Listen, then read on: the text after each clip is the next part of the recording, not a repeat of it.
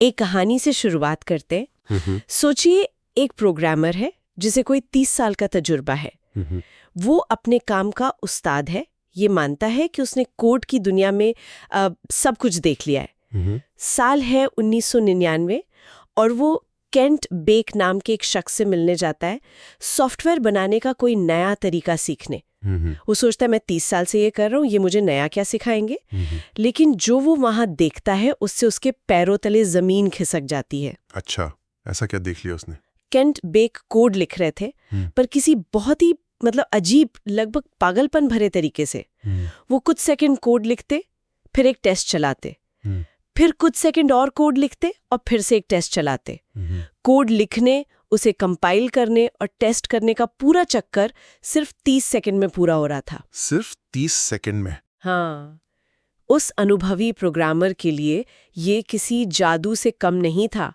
वो तो घंटों तक कोड लिखने, फिर चाय का कप लेकर उसे कंपाइल करने और फिर घंटों गलतियां ढूंढने का आदी था।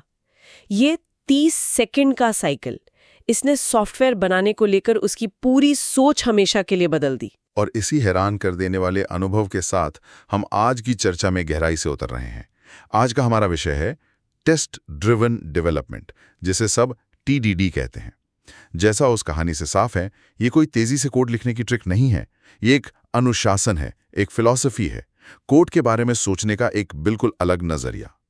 आज हम दिए गए स्रोतों के आधार पर यह समझने की कोशिश करेंगे कि TDD असल में है क्या, इसके पीछे के वो कौन से 3 नियम हैं जो इसे इतना शक्तिशाली बनाते हैं, और क्यों इसके चाहने वाले दावा करते हैं कि यह सॉफ्टवेयर बनाने के तरीके में क्रांति ला सकता है। चलिए, तो फिर इसे खोलते हैं।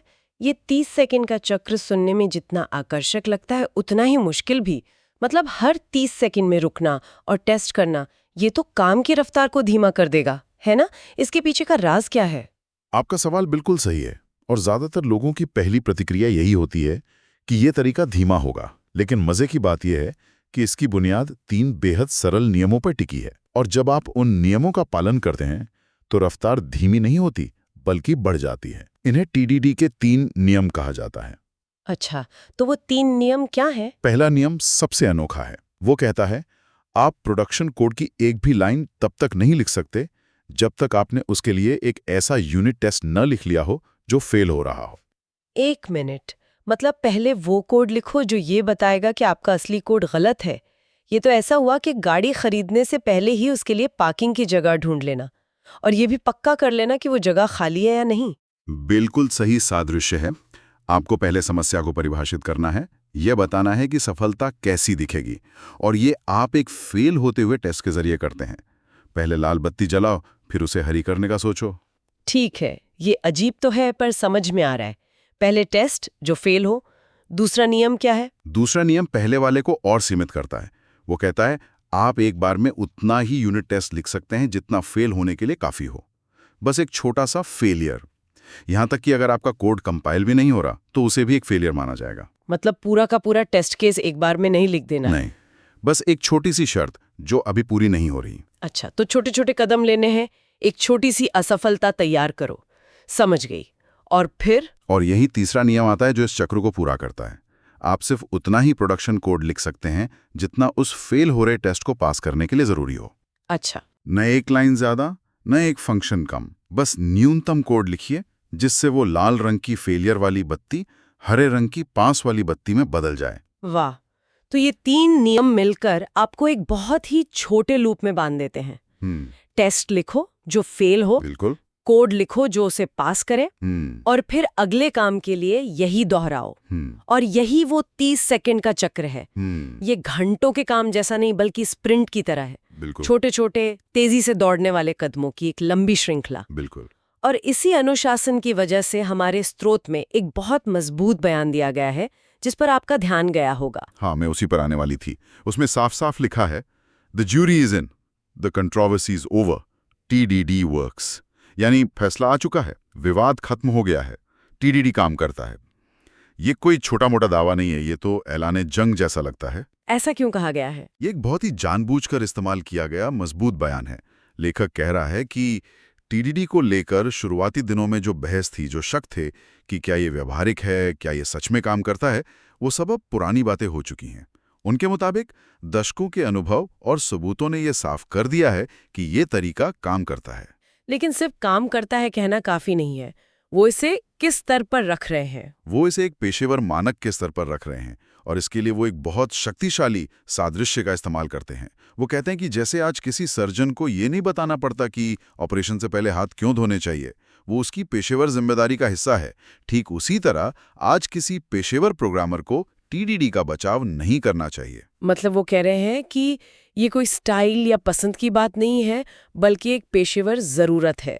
जैसे एक पायलट अपनी चेकलिस्ट पूरी करता है, वैसे ही एक प्रोग्रामर को टीडीडी करना चाहिए। बिल्कुल, उनका पूरा तर्क इसी व्यावसायिकता यानी प्रोफेशनलिज्म के सवाल पर टिका है। स्रोत में एक सवाल पूछा गया है, आप खुद को एक पेशेवर कैसे कह सकते हैं अगर आपको ये पक्का यकीन नहीं है कि आपके कोड की हर एक लाइन, हर एक हिस्सा ठीक वैसे ही काम कर रहा है जैसा उसे करना चाहिए? और जब आप कोड में कोई बदलाव करते हैं तो आपको कैसे पता चलता है कि आपने अनजाने में कुछ और तो नहीं तोड़ दिया? टीडीडी इसी सवाल का जवाब है। ये वो आत्मविश्वास और निश्चितता देता है। ठीक है, ये जो दावा है कि टीडीडी एक सर्जन के हाथ धोने जैसा जरूरी है, ये बहुत बड़ा है। लेकिन सिर्फ जरूरी कहने से काम नहीं चलता। अगर कोई प्रोग्रामर इसे अपनाता है तो उसे रोजमर्रा के काम में क्या फर्क महसूस होगा? असली फायदे क्या हैं? और यही बात सबसे दिलचस्प हो जाती है। पहला और शायद सबसे बड़ा फायदा है निश्चितता, सर्टेनिटी। जब आप टीडीडी के अनुशासन का पालन करते हैं तो आप अनजाने में ही हजारों छोटे छोटे ऑटोमेटेड टेस्ट बना लेते हैं। ये टेस्ट आपके कोड के लिए एक अदृश्य सुरक्षा कवच बन जाते हैं। सुरक्षा कवच मतलब ये कि आप जब भी कोड में कोई बदलाव करते हैं, चाहे वो 1 लाइन का हो या 1000 लाइन का, आप बस एक बटन दबाते हैं और कुछ ही सेकंड या मिनटों में वो हजारों टेस्ट चलकर आपको बता देते हैं कि आपका बदलाव सुरक्षित है या नहीं। स्रोत में फिटनेस नाम के एक टूल का उदाहरण है। 64,000 लाइन का कोड है और उसके लिए 2200 से ज्यादा यूनिट टेस्ट हैं, और ये सारे टेस्ट सिर्फ 90 सेकंड्स में चल जाते हैं। 90 सेकंड में पूरे सिस्टम का हेल्थ चेकअप, ये तो एक तरह की सुपर पावर लगती है। मतलब एक डेवलपर बिना इस डर के कोड बदल सकता है कि आधी रात को उसका फोन बजेगा क्योंकि सब कुछ क्रैश हो गया है। बिल्कुल, लेखक कहता है इतनी निश्चितता शिप करने के लिए काफी है। यानी आप आत्मविश्वास के साथ अपना प्रोडक्ट दुनिया के सामने रख सकते हैं। और यही हमें दूसरे बड़े फायदे पर लाता है, हिम्मत या करेज और बहुत कम गलतियां, यानी लो डिफेक्ट रेट। हिम्मत? कोड लिखने में हिम्मत का क्या काम? बहुत बड़ा काम है। अक्सर प्रोग्रामर पुराने खराब या उलझे हुए कोड को छेड़ने से डरते हैं। माफ करना, पर ये डर तो मैंने कई टीमों में देखा है। लोग कहते हैं इस हिस्से को मत छुआ, पता नहीं कैसे काम कर रहा है पर कर रहा है, इसे छेड़ा तो पता नहीं क्या टूट जाए। ये don't touch it if it's working वाला रवैया बहुत आम है। और टीडीडी इसी डर को खत्म करता है। जब आपके पास वो हजारों टेस्ट का सुरक्षा कवच होता है तो आप उस गंदगी के ढेर को साफ करने की हिम्मत जुटा पाते हैं।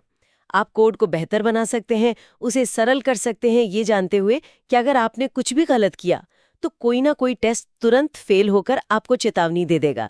इसका नतीजा आपका सॉफ्टवेयर समय के साथ सड़ने और पुराना होने के बजाय बेहतर और मजबूत होता जाता है। और इसका सीधा असर गलतियों पर पड़ता होगा। जाहिर है, जब आप लगातार कोड को साफ करते रहते हैं और हर बदलाव को जांचते हैं तो गलतियों की गुंजाइश बहुत कम हो जाती है। स्रोत में IBM, माइक्रोसॉफ्ट, SAP जैसी बड़ी कंपनियों के आंकड़े दिए गए हैं जिन्होंने टीडीडी अपनाने के बाद अपनी गलतियों यानी कि डिफेक्ट्स में 2 गुना, 5 गुना, यहाँ तक कि 10 गुना तक की कमी देखी है। 10 गुना कमी। हाँ, ये ऐसे आंकड़े हैं जिन्हें कोई भी बिजनेस नजरअंदाज नहीं कर सकता। ये तो अविश्वसनीय है। अच्छा, स्रोत में कुछ ऐसे फायदों का भी जिक्र है जो थोड़े अनपेक्षित हैं, जैसे कि डॉक्यूमेंटेशन। कोड लिखने से डॉक्यूमेंटेशन कैसे बेहतर हो सकता है? ये तो सुनने में उल्टा लगता है। बिल्कुल।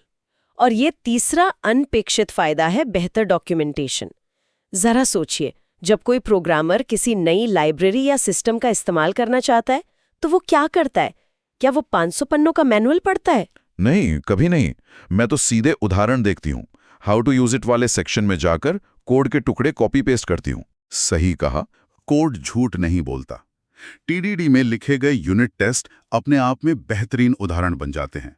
हर यूनिट टेस्ट सिस्टम के एक बहुत छोटे हिस्से को कैसे इस्तेमाल करना है, इसका एक जीता जागता काम करने वाला उदाहरण होता है।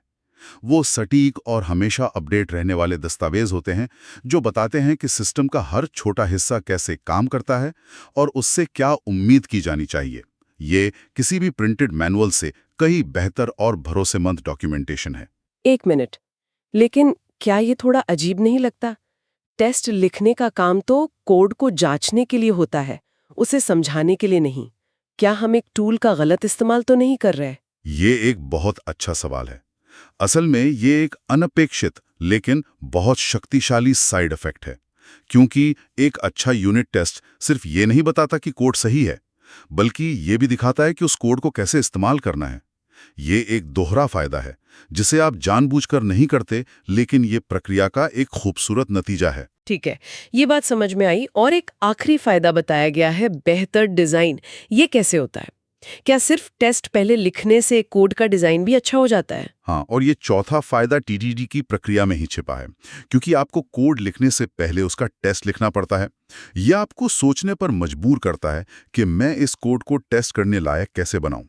किसी भी चीज को अच्छी तरह से टेस्ट करने के लिए आपको उसे दूसरी चीजों से अलग करना पड़ता है, यानी आइसोलेट करना पड़ता है। ठीक है, जैसे किसी गाड़ी के इंजन को टेस्ट करने के लिए उसे गाड़ी से बाहर निकालना पड़ता है। बिल्कुल। जब आप एक फंक्शन को टेस्ट करने के लिए उसे दूसरे फंक्शन से अलग करने के बारे में सोचते हैं, तो आप असल में कोड को डीकपल कर रहे होते हैं। सोचिए, ये एक लेगो सेट की तरह है। हर ईंट मतलब ब्रिक अपने आप में पूरी है और आप उसे किसी भी दूसरी ईंट से आसानी से जोड़ या हटा सकते हैं। ये एक अच्छे डिजाइन की निशानी है। अगर आपका कोड सीमेंट से जुड़ी ईंटों की दीवार जैसा है, जहां सब कुछ एक दूसरे से चिपका हुआ है, तो उसे बदलना या टेस्ट करना नामुमकिन हो जाता है। टीडीडी आपको शुरुआत से ही लेगो की तरह सोचने पर मजबूर करता है, सीमेंट की दीवार की तरह नहीं। तो ये सारे फायदे सुनने के बाद तो ऐसा लगता है कि टीडीडी हर समस्या का जादुई हल है। निश्चितता, हिम्मत, कम गलतियां, बेहतर डॉक्यूमेंटेशन, बेहतर डिजाइन। ये तो लगभग बहुत अच्छा लगता है सच होने के लिए। क्या ये वाकई एक जादुई छड़ी है? क्या इसे अपनाने के बाद सारी सॉफ्टवेयर समस्याएं खत्म हो जाएंगी? स्रोत इस बारे में बहुत साफ है और ये जानना बहुत जरूरी है। टीडीडी कोई धर्म या जादुई फॉर्मूला नहीं है। इसके सारे फायदे होने के बावजूद ये इस बात की गारंटी नहीं देता कि आप खराब कोड या खराब टेस्ट नहीं लिखेंगे। आप अभी भी खराब डिजाइन बना सकते हैं। ये सिर्फ एक अनुशासन है, एक ढांचा है। अगर आप उस अनुशासन का पालन लापरवाही से करते हैं तो नतीजे भी अच्छे नहीं होंगे। तो ये एक टूल है, कोई जादू की छड़ी नहीं। टूल का इस्तेमाल करने वाले पर निर्भर करता है। सही कहा। और एक और महत्वपूर्ण बात जो लेखक स्वीकार करता है, कभी कभी बहुत दुर्लभ मामलों में इन तीनों नियमों का आंख बंद करके पालन करना अव्यावहारिक हो सकता है।